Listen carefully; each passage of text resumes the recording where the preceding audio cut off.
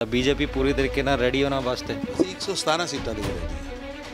Bharatiya Janata party बहुत बड़ा संगठन है और बहुत पुराना संगठन है और पंजाब 'ਚ ਅਸੀਂ 1992 लास्ट इलैक्शन कन्या लड़िया सी ते शायद 63 या 65 सीटां दे इलैक्शन लड़े थे। 16.8% शेयर उस जमाने 'ਚ ਹੀ ਸਾਨੂੰ ਮਿਲਿਆ ਸੀ, ਜਿਹਨੂੰ ਅੱਜ ਅਸੀਂ ਕੈਲਕੂਲੇਟ ਕਰੀਏ ਤੇ ਲਗਭਗ 28-30% ਬੰਦਾ ਅਸੀਂ ਸਰਕਾਰ ਬਣਾਈ। ਤੇ ਸੱਜਾ ਹੀ ਰਾਹੁਲ ਗਾਂਧੀ ਬੈਠੇ ਹੋਏ ਤੇ ਉਹ ਸਾਰੀਆਂ ਚੀਜ਼ਾਂ ਜਿਹੜੀਆਂ ਹੋਈਆਂ ਹੁਣ ਜਿਹੜੇ ਮਿਨਿਸਟਰ ਸਾਹਿਬ ਨੇ ਉਹ ਕਹਿ ਰਹੇ ਨੇ ਕਿ ਸਿੱਧੂ ਇਜ਼ ਮਾਈਗ੍ਰੇਟਿਡ ਦੀ ਲਿਸਟ ਬਣਾਉਣੀ ਸ਼ੁਰੂ ਕੀਤੀ ਕਾਂਗਰਸ 'ਚ। ਬਹੁਤ ਲੋਕ ਵੱਡੇ ਪਦਾਂ 'ਤੇ ਬੈਠੇ, ਕਦੀ ਅਕਾਲੀ ਦਲ 'ਚ ਸੀ, ਕਦੀ ਬੀਜੇਪੀ 'ਚ ਸੀ। बीजेपी फिर ग्राउंड 'ਚ क्यों नहीं जा रही? एक दिन हरदीप पुरी आए, उस तो बाद कोई नेता ਅਸੀਂ ग्राउंड 'ਚ नहीं देखा। ਸਿਰਫ ਇੰਨਾ ਹੈ, ਫਰਕ ਇੰਨਾ ਹੈ ਕਿਉਂਕਿ ਅਸੀਂ ਯੂਥ ਕਾਂਗਰਸ ਨੂੰ ਟਰੈਕਟਰ ਜਿਹੜਾ ਕਿਸਾਨ ਦਾ ਵੱਡਾ ਬੇਟਾ ਉਹਨੂੰ ਚਲਾ ਕੇ ਕਿਸਾਨੀ ਦਾ ਔਰ ਕਿਸਾਨ ਦਾ ਅਪਮਾਨ ਨਹੀਂ ਕਰ ਰਹੇ। ਪੰਜਾਬ ਦੇ ਵਿੱਚ ਕਿਸਾਨਾਂ ਦਾ ਧਰਨਾ ਲਗਾਤਾਰ ਜਾਰੀ ਹੈ। ਬੀਜੇਪੀ ਲਗਾਤਾਰ ਬਿੱਲ ਨੂੰ ਚੰਗਾ ਕਹਿ ਰਹੀ ਹੈ, ਕਿਸਾਨ ਧਰਨੇ ਤੇ ਬੈਠੇ ਹੋਏ ਨੇ। ਅੱਗੇ ਰਣਨੀਤੀ ਕੀ ਹੋਏਗੀ ਬੀਜੇਪੀ ਦੀ, ਪੂਰੇ ਹੋਰ ਚੀਜ਼ਾਂ ਤੇ ਵੀ ਗੱਲਬਾਤ ਕਰਾਂਗੇ। ਮੇਰੇ ਨਾਲ ਇਸ ਵਕਤ ਤਰੁਣ ਚੁਗ ਨੇ, ਉਹਨਾਂ ਨਾਲ ਖਾਸ ਗੱਲਬਾਤ ਕਰਾਂਗੇ। ਚੁਗ ਸਾਹਿਬ, ਬੀਜੇਪੀ ਲੋਕੀ ਕਹਿ ਰਹੇ ਕਿ ਅਸੀਂ ਵੜਨ ਨਹੀਂ ਦੇਣੇ ਪਿੰਡਾਂ ਦੇ ਵਿੱਚ, ਤੁਹਾਡਾ ਵੀ ਘਿਰਾਵ ਕੀਤਾ ਗਿਆ ਸੀਗਾ, ਧਰਨਾ ਲਗਾਤਾਰ ਲੱਗਿਆ ਹੋਇਆ, ਕਿੱਦਾਂ ਹੋਏਗਾ ਅੱਗੇ ਸਭ? ਐਸਾ ਹੈ ਕਿ ਜਿਨ੍ਹਾਂ ਨੇ ਘਿਰਾਵ ਕੀਤਾ ਜਾਂ ਜਿਹੜੇ ਲੋਕ ਜਿਹੜੇ ਕਿਸਾਨ ਭਰਾ ਸਾਡੇ ਇਸ ਵੇਲੇ ਰੇਲ ਪਟਰੀ 'ਤੇ ਬੈਠੇ, ਇਹ ਸਾਡੇ ਸ਼ਤਰੂ ਨਹੀਂ ਹੈਗੇ, ਸਾਡੇ ਭਗਵਾਨ ਨੇ। ਇਹਨਾਂ ਨੂੰ ਝੂਠ ਬੋਲ ਕੇ, ਧੋਖੇ ਦੇ ਨਾਲ, ਛੜਯੰਤਰ ਦੇ ਤਹਿਤ ਤਿਲਸਮ ਬਣਾ ਕੇ ਰੇਲ ਪਟਰੀਆਂ 'ਤੇ ਬਿਠਾਇਆ ਔਰ ਇਹਦੇ ਵਿੱਚ ਕੈਪਟਨ ਅਮਰਿੰਦਰ ਸਿੰਘ ਔਰ ਕਾਂਗਰਸ ਦੀ ਜਿਹੜੀ ਗਹਿਰੀ ਸਾਜ਼ਿਸ਼ ਹੈ। 7 ਦਸ਼ਕ ਜਿਨ੍ਹਾਂ ਨੇ ਕਿਸਾਨ ਨੂੰ ਬੰਧਕ ਬਣਾ ਕੇ ਰੱਖਿਆ, ਕਿਸਾਨੀ ਨੂੰ ਬੰਧਕ ਬਣਾ ਕੇ ਰੱਖਿਆ, ਅੰਗਰੇਜ਼ਾਂ ਦੇ ਨਿਯਮ ਦੇਸ਼ ਦੀ ਆਜ਼ਾਦੀ ਤੋਂ ਬਾਅਦ ਵੀ ਕਿਸਾਨਾਂ 'ਤੇ ਲਾਗੂ ਰੱਖੇ। ਤੁਸੀਂ ਮੈਨੂੰ ਦੱਸੋ, ਰਈਆ ਮੰਡੀ ਦਾ ਕਿਸਾਨ ਆਪਣੀ ਫਸਲ ਤਰਨ ਮੰਡੀ 'ਚ ਵੇਚਣ ਨਹੀਂ ਜਾ ਸਕਦਾ, ਬਟਾਲੇ ਵਾਲਾ ਗੁਰਦਾਸਪੁਰ ਨਹੀਂ ਜਾ ਸਕਦਾ, ਦੀਨਾਨਗਰ ਨਹੀਂ ਵੇਚਣ ਜਾ ਸਕਦਾ।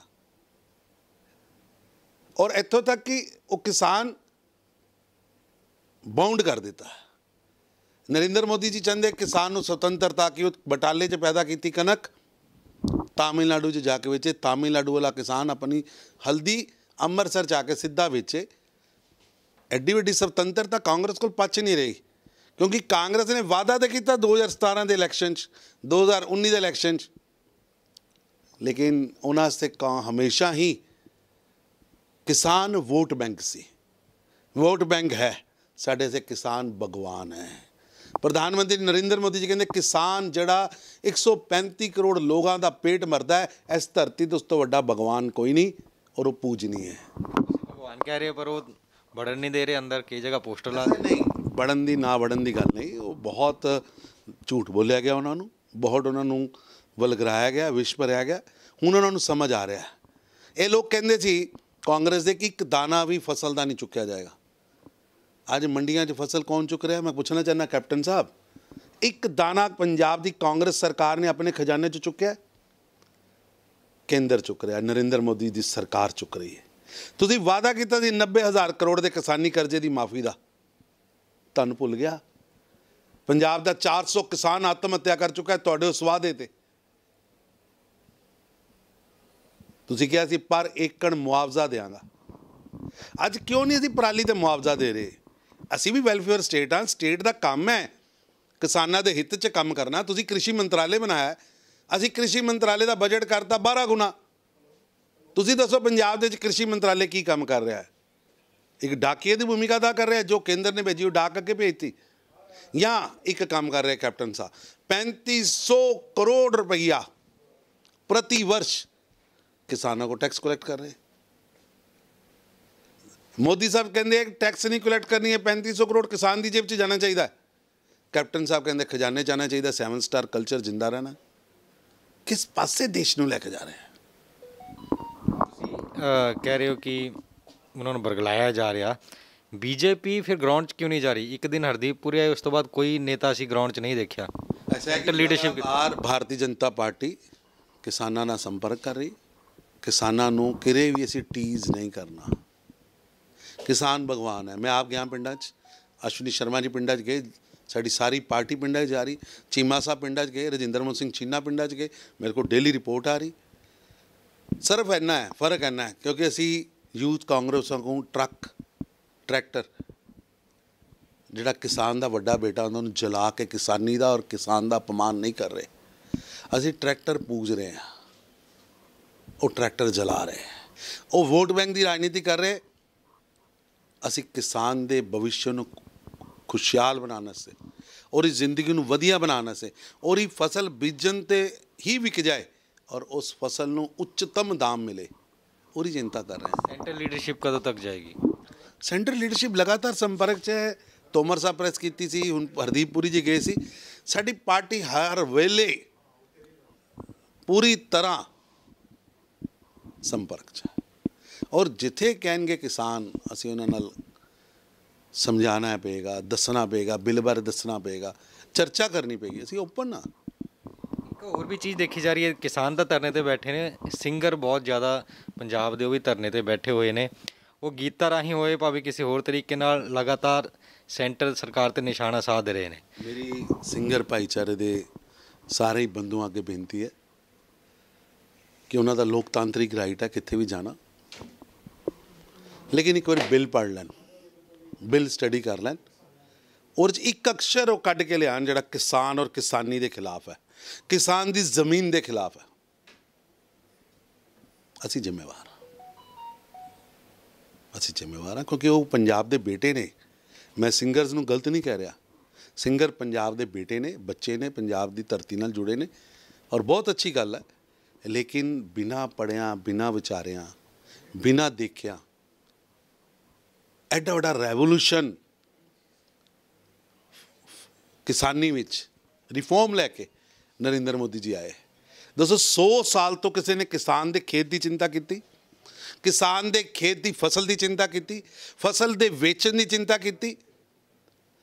11 ਕਰੋੜ ਖੇਤਾਂ ਦੀ ਜ਼ਮੀਨ ਦੀ ਟੈਸਟਿੰਗ ਪਿਛਲੇ 6 ਸਾਲਾਂ 'ਚ ਹੋਈ।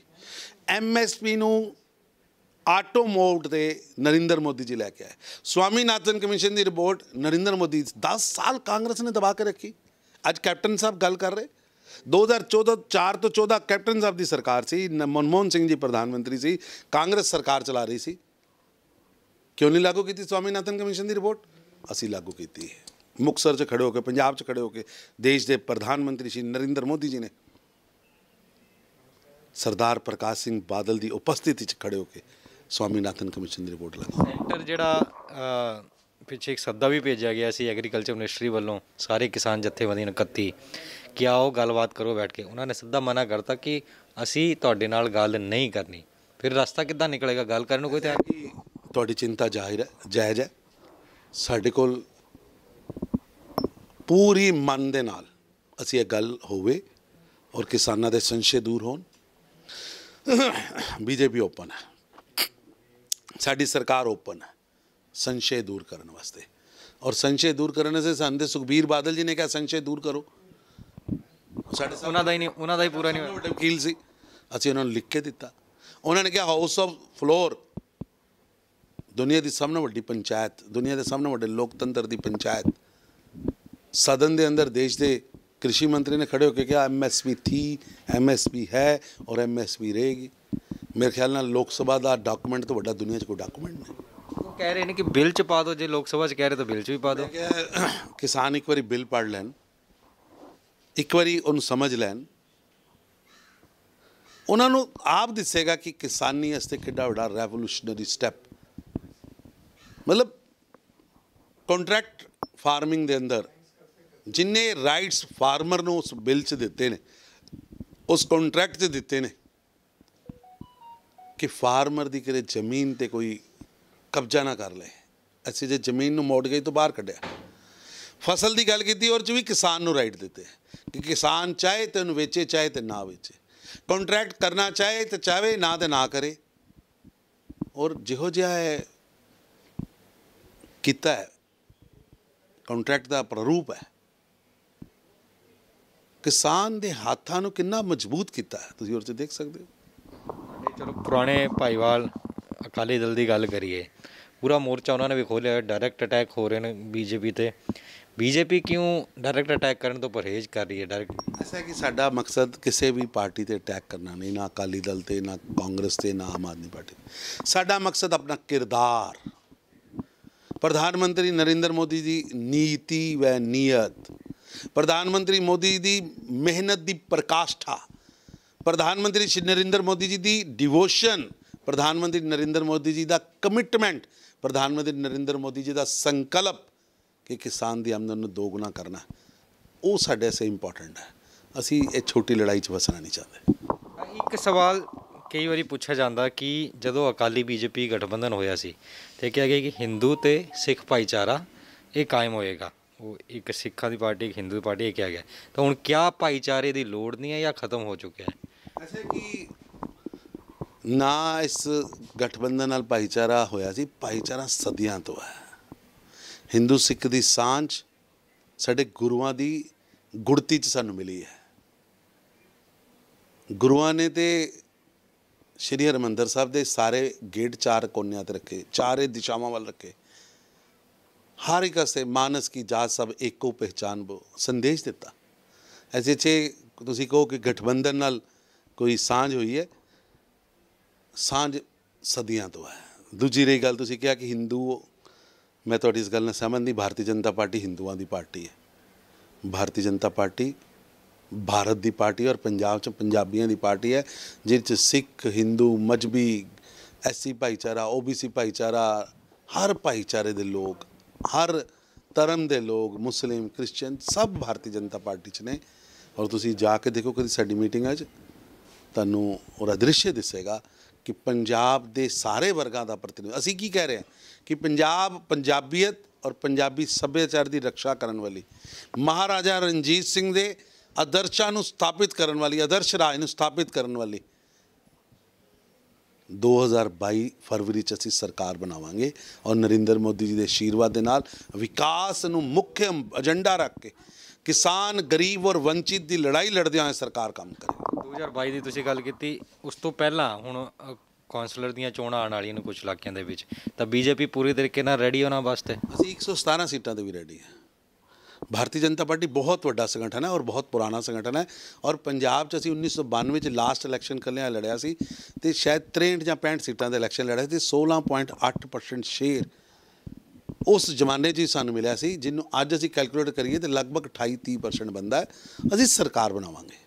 CM चेहरा कौन होएगा ਤੁਹਾਡਾ? वंचित गरीब और किसान की लड़ाई लड़न वाला, देश के पंजाब के बेटियां नूं एक उचाई ते पहुँचाने वाला, नशे के खिलाफ लड़ाई लड़न वाला, 5 रुपये हर घर नूं बिजली देने वाला भारतीय जनता पार्टी का कार्यकर्ता चीफ मिनिस्टर होएगा। ਇਹਦੇ ਨਾਲ ਅਕਾਲੀ ਦਲ ਦੀ ਗੱਲ ਕਰੀਏ, ਉਹਨਾਂ ਨੇ ਕਿਸਾਨਾਂ ਨੂੰ ਲੈ ਕੇ ਵਜ਼ੀਰੀ ਛੱਡੀ। ਉਸ ਤੋਂ ਬਾਅਦ ਬੀਜੇਪੀ ਨਾਲ ਹਮੇਸ਼ਾ ਕਿਹਾ ਜਾਂਦਾ ਕਿ ਸ਼ਹਿਰੀ ਵੋਟ ਬੀਜੇਪੀ ਨੂੰ ਵੋਟ ਪਾਉਂਦਾ, ਪਿੰਡੂ ਵੋਟ ਅਕਾਲੀ ਦਲ ਕੋਲ ਜਾਂਦਾ ਹੈ। ਤਾਂ ਹੁਣ ਚਲੋ ਬੀਜੇਪੀ ਲੱਗ ਹੋ ਗਈ, ਸ਼ਹਿਰੀ ਵੋਟ ਅਗਰ ਚਲਾ ਗਿਆ, ਕਿਸਾਨੀ ਚਲੀ ਗਈ, ਫਿਰ ਅਕਾਲੀ ਦਲ ਨੂੰ ਕੀ ਬਚੇਗਾ? ऐसा है कि मैनू अकाली दल के बारे च सुखबीर जी दसेंगे, लेकिन मैं थोड़ी इस गल नाल भी सहमत नहीं कि शहरी पार्टी। हुशियारपुर च असीं विधान सभा जितते आ रहे हैं, 200 किन्ने पंचायतां ने। असीं मुकेरियां की विधान सभा जितने हैं बीजेपी के बैनर से, गठजोड़ से जितने हैं, लगभग 250 तो ज़्यादा पंचायतां ने। पठानकोट असीं जितने हैं, लगभग 125 तो ज़्यादा पंचायतां ने। हर विधान सभा नाल पंचायतां ने, और पंचायतां च साडा बहुत अच्छा काम है, पिंडां च बहुत अच्छा वेलकम है। सिर्फ झूठ की राजनीति ना की होंदी तो पंजाब के किसान नूं बिल समझ भी आने सी, क्योंकि उन्होंने पहले ही इन्ना झूठ बोल दिता गया। कैप्टन अमरिंदर सिंह ने 90,000 करोड़ के अपने किसानी वादे तो ध्यान हटाने वास्ते ये सारा षड्यंत्र रचा। ਨਵਜੋਤ ਸਿੰਘ ਸਿੱਧੂ ਨੂੰ ਕਦੋਂ ਵਾਪਸ ਲੈ ਰਹੇ ਨੇ? ਕਿਉਂਕਿ ਕਾਫੀ ਬਿਆਨ ਆਉਂਦੇ ਨੇ ਮੈਡਮ ਸਿੱਧੂ ਵੱਲੋਂ ਵੀ, ਉਹਨਾਂ ਵੱਲੋਂ ਵੀ। ऐसा है कि मैडम सिद्धू तो रोज़ बयान दे देंगे ने, कभी बठिंडे तो, कभी मोगे तो, कभी कि मैं बीजेपी च आ रही हाँ, बीजेपी वाले ने अकाली दल छड़ देन, ये हो जाएगा वो हो जाएगा। ये घरेलू मसला उन्होंने, असी कोई पोस्टर नहीं लाया, असी कितने नहीं किया। और तुसी कह रहे हो बीजेपी च आने की गल, उत्थे तो शमियाना सज चुका है। सिद्धू साहब चीफ मिनिस्टर बन रहे हैं, कि डिप्टी चीफ मिनिस्टर बन रहे हैं, कांग्रेस पार्टी के अध्यक्ष बन रहे हैं, लोकल बॉडी मिनिस्टर बन रहे, जैकटां सीतियां गई, शहनाइयां वजन रही। ਤੁਸੀਂ ਕਿਹੜੀਆਂ ਗੱਲਾਂ ਕਰ ਰਹੇ ਹੋ? ਸਟੇਜ ਤੇ ਜੋ ਕੁਝ ਹੋਇਆ, ਜਦੋਂ ਸਟੇਜ ਸੱਜਿਆ ਸੀ ਰਾਹੁਲ ਗਾਂਧੀ ਬੈਠਿਆ ਹੋਇਆ ਸੀ, ਤੇ ਉਹ ਸਾਰੀਆਂ ਚੀਜ਼ਾਂ ਜਿਹੜੀਆਂ ਹੋਈਆਂ, ਹੁਣ ਜਿਹੜੇ ਮਿਨਿਸਟਰ ਸਾਹਿਬ ਨੇ ਉਹ ਕਹਿ ਰਹੇ ਨੇ ਕਿ ਸਿੱਧੂ ਇਜ਼ ਮਾਈਗ੍ਰੇਟਡ, ਉਹ ਤਾਂ ਹੁਣੇ ਪਹੁੰਚਿਆ ਹੈ। ਇਹ ਸਾਰੀ ਚੀਜ਼ਾਂ ਲੱਗਦਾ ਐਸਾ ਹੈ ਕਿ ਰੰਧਾਵਾ ਸਾਹਿਬ ਨੇ ਉਹਨਾਂ ਨੂੰ ਮਾਈਗ੍ਰੇਟਿਡ ਪਕਸ਼ੀ ਕਿਹਾ, ਕੀ ਕਿਹਾ, ਇਹ ਰੰਧਾਵਾ ਸਾਹਿਬ ਜਾਣਨ। ਲੇਕਿਨ ਅਗਰ ਮੈਂ ਮਾਈਗ੍ਰੇਟਿਡ ਦੀ ਲਿਸਟ ਬਣਾਉਣੀ ਸ਼ੁਰੂ ਕੀਤੀ ਕਾਂਗਰਸ 'ਚ, ਤਾਂ ਬਹੁਤ ਲੋਕ ਵੱਡੇ ਪਦਾਂ 'ਤੇ ਬੈਠੇ, ਕਦੀ ਅਕਾਲੀ ਦਲ 'ਚ ਸੀ, ਕਦੀ ਬੀਜੇਪੀ 'ਚ ਸੀ। ਸਾਰਾ ਤੁਹਾਡਾ ਮੇਰਾ ਤਾਂ ਕਿਸੇ ਵੱਲ ਇਸ਼ਾਰਾ ਨਹੀਂ, ਤੁਹਾਡੇ ਅਖਬਾਰ ਦਾ ਇਸ਼ਾਰਾ ਹੋਏਗਾ। ਜਿਹੜੇ 97 'ਚ ਅਕਾਲੀ ਦਲ ਦੀ ਟਿਕਟ ਮੰਗਦੇ ਸੀ, ਐਸੇ 'ਚ ਜਵਾਬ ਦੇਣਾ ਪਏਗਾ। ਰਾਹੁਲ ਗਾਂਧੀ ਦਾ ਜਿਹੜਾ ਟੂਰਿਜ਼ਮ ਹੋਇਆ ਪੰਜਾਬ 'ਚ, ਇੱਕ ਰਾਜਨੀਤਿਕ ਡਰਾਮਾ, ਹਾਈ ਪ੍ਰੋਫਾਈਲ ਰਾਜਨੀਤਿਕ ਡਰਾਮਾ ਹੋਇਆ। ਰਾਹੁਲ ਗਾਂਧੀ ਜੀ ਦੱਸੋ ਨਾ, 124 ਨੌਜਵਾਨ ਦਲਿਤ ਭਾਈਚਾਰੇ ਦੇ ਮਰ ਗਏ, ਤੁਸੀਂ ਕਿੱਥੇ ਸੀ, ਕਿਉਂ ਨਹੀਂ ਆਏ ਪੰਜਾਬ? ਹੁਣ ਦੀ ਪੰਜਾਬ 'ਚ ਆ ਕੇ ਘੁੰਮ ਰਹੇ ਹੋ, ਗੱਡੀਆਂ 'ਚ ਘੁੰਮ ਰਹੇ ਹੋ, ਟਰੈਕਟਰ ਦੇ ਉੱਤੇ ਸੋਫੇ ਲਾ ਲਏ ਤੁਸੀਂ, 7 ਸਟਾਰ ਸੋਫੇ। ਰਾਹੁਲ ਗਾਂਧੀ ਨੂੰ ਗੱਲ ਪੁੱਛੋ ਕਿ 1984 ਦਾ ਤੁਸੀਂ ਮਸਲਾ ਛੇੜਿਆ ਹੈ ਕਿ ਇੰਦਰਾ ਗਾਂਧੀ ਜੀ ਦੇ ਸਿੱਖਾਂ ਨਾਲ ਬਹੁਤ ਸੰਬੰਧ ਸੀ, ਰਾਜੀਵ ਗਾਂਧੀ ਜੀ ਦੇ ਸਿੱਖਾਂ ਨਾਲ ਬਹੁਤ ਸੰਬੰਧ ਸੀ, ਤੇ ਫਿਰ ਦਿੱਲੀ ਦੇ ਅੰਦਰ ਹਜ਼ਾਰਾਂ ਸਿੱਖਾਂ ਦੇ ਗਲਿਆਂ 'ਚ ਟਾਇਰ ਪਾ ਕੇ, ਅੱਗਾਂ ਲਾ ਕੇ ਕਿਉਂ ਸਾੜਿਆ? ਕਿਉਂ ਦੁਕਾਨਾਂ ਜਲਾਤੀਆਂ? ਕਿਉਂ ਧਾਰਮਿਕ ਸਥਲ ਜਲਾਤੇ? ਕਿਉਂ ਸ਼ਿਕਸ਼ਣ ਸੰਸਥਾਨ ਜਲਾਤੇ? ਇਹ ਗਾਂਧੀ ਵੰਸ਼ ਨੂੰ ਜਵਾਬ ਦੇਣਾ ਪਏਗਾ। ਕੇਵਲ ਇੰਨਾ ਹੀ ਨਹੀਂ, ਕਾਤਿਲਾਂ ਨੂੰ ਸੰਰਕਸ਼ਣ ਦਿੱਤਾ, ਕਾਤਿਲਾਂ ਨੂੰ ਪਾਲਿਆ ਪੋਸਿਆ, ਵੱਡਾ ਕੀਤਾ, ਕੌਂਸਲਰ ਨੂੰ ਐਮਐਲਏ ਨੂੰ ਐਮਪੀ ਮੰਤਰੀ ਬਣਾਏ, ਇੱਥੋਂ ਤੱਕ ਕਿ मध्य प्रदेश का मुख्यमंत्री जिहदे बारे आई विटनेस दिल्ली की कोर्ट च रिटन बयान दे चुका है कि मैं दंगा जो गुरुद्वारा चल रहा था, दंगे का नेतृत्व कर रहा दंगाइयां का। क्यों बनाया? क्योंकि कांग्रेस की गांधी वंश की एक कमिटमेंट है कि जिन्होंने लोगों ने सिखां ते हमले किए उन्होंने सुशोभित करते हैं, महामंडित करते हैं। अज सज्जन कुमार साडी सरकार आने तो बाद केस खुले, सज्जन कुमार जेल च है। मैं पूछना चाहना राहुल जी, सज्जन कुमार जेल च है, अज भी वो कांग्रेस का मैंबर है जिन्हों अदालत ने सिखां का कातल मन्निया। वो जगदीश टाइटलर जोड़ा खुलेआम उहदियां कैसेट्स आ गई, वीडियोज़ आ गई, क्लिप्स चल रही हैं कि मैंने इतने सरदार मारे, मेरा क्या हो गया, वो भी अज कांग्रेस का लीडर है। राहुल गांधी का गुरु सैम पत्रोदा कहता हुआ सो हुआ, वो भी कांग्रेस का लीडर है। मतलब सिखां दे कतल करो और फिर जख्मां ते नमक छिनको, किसानां नाल वादे करो और उस तो बाद झूठ बोल के वादा खिलाफी दे उत्ते झूठ बोल के षडयंत्र कर दो। दलित भाईचारे दे लोग मरन ते तुहाडी गहरी चुप्पी। अज पूरे पंजाब दे अंदर चक्का जाम है स्कॉलरशिप के मुद्दे ते। 68 करोड़ तुहाडा मंत्री खाजे 63 करोड़ घोटाला करे, खजाने जो खदा गया होवे, तुहाडा प्रिंसीपल चीफ सैकटरी लिख के देवे कि देश के खजाने जो चोरी हुई है, पंजाब के खजाने जो चोरी हुई है, सरकार चुप उन्होंने ग्रीन चिट दे दी, क्लीन चिट। चोर लुटेरे डाकू देश में लुट रहे हैं, सरकार ਦੇ ਮੁਖੀਆ ਚੁੱਪ ਕਰਕੇ ਬੈਠੇ, ਕਿਸ ਤਰ੍ਹਾਂ ਚੱਲੇਗਾ? ਜਾਂਦੇ ਜਾਂਦੇ ਚਲੋ ਪੰਜਾਬ ਦੇ ਇਲੈਕਸ਼ਨਸ ਦੀ ਗੱਲ ਕਰ ਲੈਂਦੇ ਆ, ਕਿਉਂਕਿ ਘੱਟ ਸਮਾਂ ਰਹਿ ਗਿਆ ਉਹਦੇ ਵਾਸਤੇ। ਹਮੇਸ਼ਾ ਇਹ ਚੀਜ਼ ਸਾਹਮਣੇ ਆਉਂਦੀ ਹੈ, ਤੁਹਾਨੂੰ ਗਾਹੇ ਬਗਾਹੇ ਪਤਾ ਕਿ ਇਹੀ ਕਿਹਾ ਜਾਂਦਾ ਕਿ ਬੀਜੇਪੀ ਪੰਜਾਬ 'ਚ ਆਈ, ਆਰਐਸਐਸ ਮਤਲਬ ਆ ਜਾਏਗਾ ਤੇ ਆਰਐਸਐਸ ਜਿਹੜਾ ਪੰਜਾਬੀਆਂ 'ਤੇ ਫਿਰ ਰਾਜ ਕਰੇਗਾ। ਇਹ ਚੀਜ਼ ਹਮੇਸ਼ਾ ਜਿਹੜੇ ਕੁਝ ਲੋਕ ਉਹਨਾਂ ਨੂੰ ਦਿਮਾਗ 1938 ਤੋਂ ਆਰਐਸਐਸ ਪੰਜਾਬ 'ਚ ਕੰਮ ਕਰ ਰਿਹਾ, ਵੈਸੇ ਤਾਂ 1925 'ਚ ਪੂਰੇ ਦੇਸ਼ 'ਚ ਕਰ ਰਿਹਾ। 1930 ਦੇ ਦਸ਼ਕ ਤੋਂ ਪੰਜਾਬ 'ਚ ਆਰਐਸਐਸ ਕੰਮ ਕਰ ਰਿਹਾ ਔਰ ਪੰਜਾਬੀ ਸੱਭਿਆਚਾਰ, ਪੰਜਾਬੀ ਭਾਈਚਾਰਾ, ਹਿੰਦੂ ਸਿੱਖ ਏਕਤਾ ਵਾਸਤੇ ਜਿੰਨਾ ਕੰਮ ਸੰਘ ਨੇ ਕੀਤਾ, ਸ਼ਾਇਦ ਹੀ ਕਿਸੇ ਸੰਗਠਨ ਨੇ ਕੀਤਾ ਹੋਏਗਾ। ਇਤਿਹਾਸ ਗਵਾਹ ਹੈ ਕਿ ਰਾਸ਼ਟਰੀ ਸਵੈਂ ਸੇਵਕ ਸੰਘ ਦੀ ਭੂਮਿਕਾ दिल जोड़न वालियां दा हुई है और कांग्रेस की भूमिका दिल तोड़न वालियां ते हुई है, टुकड़े टुकड़े करने वालियां नाल हुई है। कदों ग्राउंड ते कदों रैलियां देखणगे, क्योंकि किसी वक्त ट्रैक्टर रैलियां हो रही हैं, किते चक्का जाम, बीजेपी कदों ग्राउंड ते आई? बीजेपी ने ट्रैक्टर रैली की, बीजेपी वालों घरां घरां जाण दा अभियान चल रहा, पिंडां जाण दा अभियान चल रहा, पर बहुत जन समर्थन मिल रहा है। तुहानूं अगले एक हफ्ते 10 दिन के अंदर बदला हुआ पंजाब, तरक्की वाल दौड़दा होया पंजाब, अनुशासित पंजाब, किसानी च वर्ल्ड च नंबर 1 पंजाब, इजराइल वांगू किसानी का सिरमौर बनन जा रहा पंजाब। ਤੁਸੀਂ ਰੋਕ ਨਹੀਂ ਸਕਦੇ। ਪੰਜਾਬ ਦੀ ਖੇਤੀ ਨੂੰ, ਪੰਜਾਬ ਦੀ ਤਰੱਕੀ ਨੂੰ, ਪੰਜਾਬ ਦੇ ਭਾਈਚਾਰੇ ਨੂੰ ਕੋਈ ਰੋਕ ਨਹੀਂ ਸਕਦਾ। ਕਾਫੀ ਗੱਲਾਂ ਇਹਨਾਂ ਨੇ ਕਹੀਆਂ ਨੇ। ਪੰਜਾਬ 'ਚ 117 ਸੀਟਾਂ ਤੇ ਚੁਣਾਵ ਲੜ ਕੇ ਜਿੱਤਣ ਦੀ ਗੱਲ ਕਹਿ ਰਹੇ ਨੇ। ਹਾਲਾਂਕਿ ਅੱਗੇ ਆਉਣ ਵਾਲਾ ਵਕਤ ਦੱਸੇਗਾ ਕਿ ਕਿਆ ਕੁਝ ਹੁੰਦਾ ਹੈ। ਬਦਲਾਵ ਦੀ ਗੱਲ ਕਹਿ ਰਹੇ ਨੇ, ਉਹ ਵੀ ਆਉਣ ਵਾਲੇ ਟਾਈਮ ਦੇ ਵਿੱਚ ਪਤਾ ਲੱਗੇਗੀ।